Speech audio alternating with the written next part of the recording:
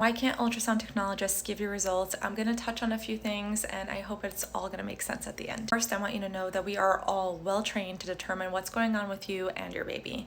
We just can't always say what's going on depending on where we work. If we work in the ER or in a diagnostic center, we know nothing about the patient, and telling you what's going on without knowing your blood work, your history, could just be misleading information and we can get in a lot of trouble. Now, if the ultrasound technologist works in an OB/GYN office, she has a little bit more flexibility to tell you what's going on. Still not a full diagnosis, but letting you know what's going on as she's scanning. She could show you the screen. There's a screen in front of you. You ask any questions. If we don't see a heartbeat, like me personally at this OB/GYN office, I am able to give those kind of information. I know it's different outside of the US because a lot of the doctors just do their ultrasounds on their own and they let the patient know what's going on. But here it's different.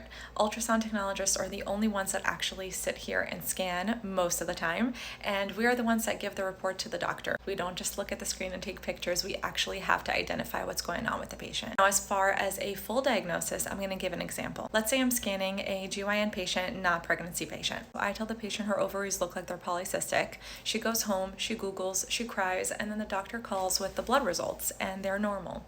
So with PCOS, it's not just about the ultrasound, it's also about the blood work. That is why we can't give you a full diagnosis of anything, because there's so much more clinical context to it. The doctor has to go through everything else and give the patient the results.